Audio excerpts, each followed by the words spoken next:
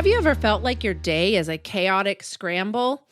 You wake up with a to-do list a mile long, and by the time your head hits the pillow, you haven't even crossed half of it off.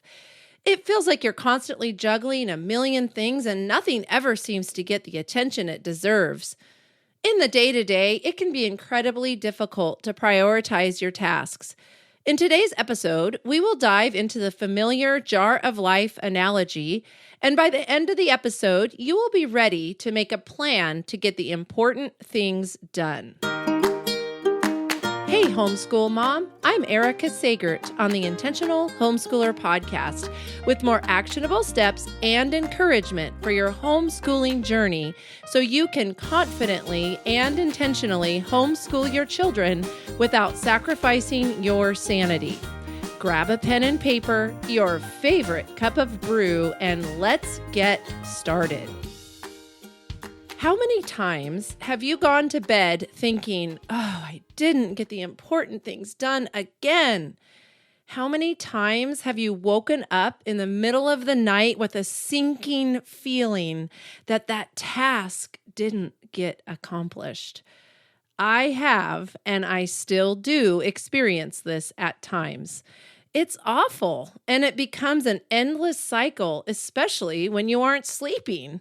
Sleep is critical for our productivity, so if we're not sleeping because of the overwhelm, well, then we won't be able to work on the things that need to get done. We won't be able to work effectively during the day. So it's this endless cycle that we find ourselves in. Today, I want you to imagine with me for a bit. I'm going to describe a familiar and impactful analogy with you. Get a picture in your mind of a large jar. It's a beautiful jar. This jar represents your life and the time that you have, your day-to-day. How will you fill this time? Now, imagine with me that you're going to fill this jar with some rocks, pebbles, sand, and water.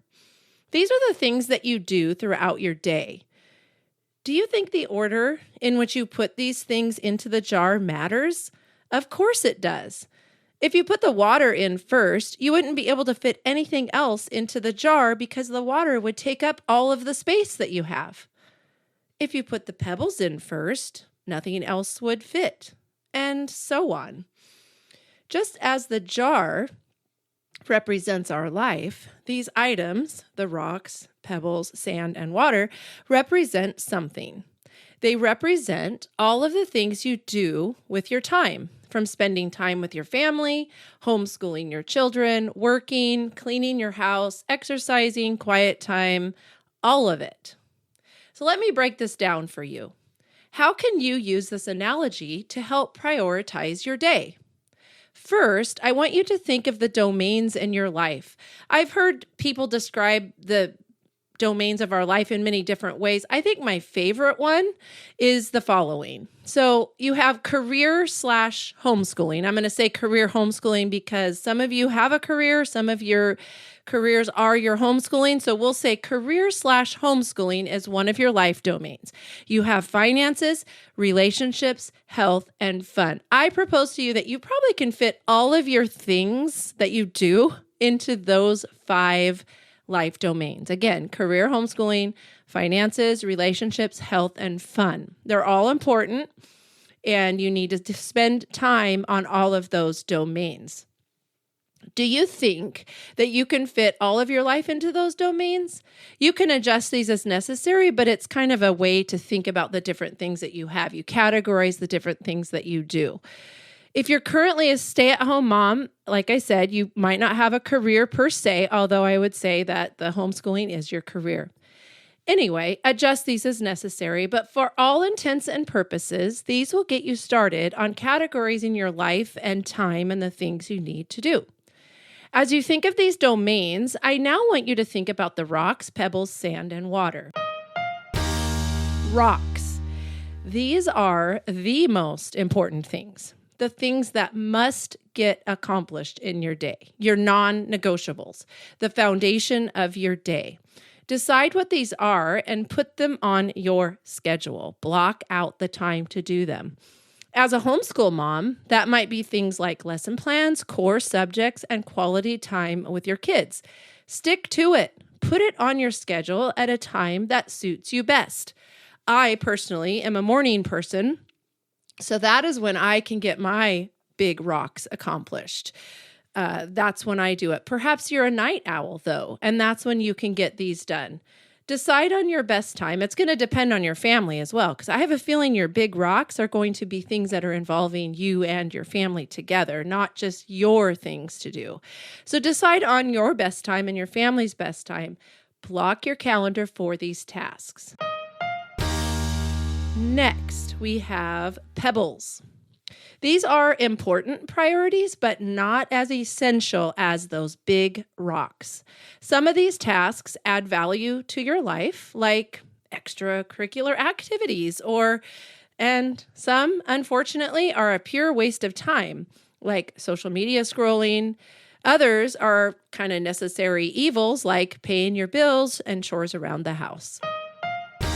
The third thing I want you to consider is the sand. These are minor priorities, less important tasks, fillers, you might say. Some of these tasks add value to your life, but they are less important tasks that can easily fill up your time. Social media scrolling, checking emails constantly, or getting caught up in non-essential errands or even like organizing tasks. If you put the rocks and gravel in first, you will have limited time for the sand, which is good, quite frankly. Now, the fourth item in the jar I want you to consider is water. Water represents everything else, the unexpected things that arise in our day, the sick child, the carpool mishap, those kinds of things. The water will fill in the cracks and crevices, but because you've prioritized the big rocks and gravel, there's still room for it to flow. So how can you specifically apply this analogy to your homeschool days? First, I want you to take some time this week to identify your big rocks. What are those essential, non-negotiable things? Like, what are your most important homeschool subjects and activities? What are your most important relationship items that you need to do, or health and fun? All of those.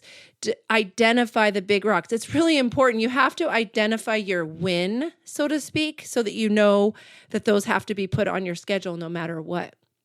Number 2, I want you to figure out your gravel or your pebbles. The important things in your life that add value, but they aren't quite as crucial as those rocks.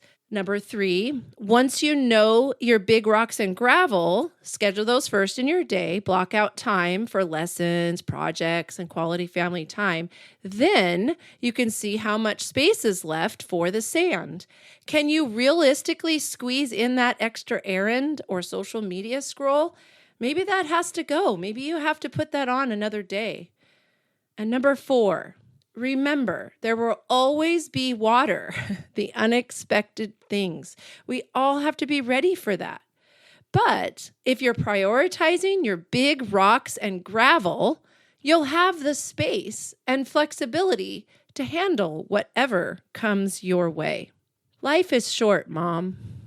A couple billion seconds on average. Time homeschooling your children is even less than that. Spend it wisely. Focus on your rocks. Actually, find your rocks first. Then fill your jar with pebbles, then sand, then water. That way, your priorities will be filled. You'll be able to sleep at night. You will live without regrets. Establish and commit to your priorities. Spend time on the most important things. Reduce time on the things that just don't matter. We all have limited time on the earth. Make deliberate, calculated choices as to how you spend your time. If any of this resonates with you, you have further questions, or you want to find out about the work that I do at Hope Learning Center, book a virtual coffee chat with me. The link to my calendar is in the show notes. You can follow me on Facebook, Instagram, and YouTube, as well as right here, where a brand new episode will drop every other Thursday. Until next time, you've got this, Mom.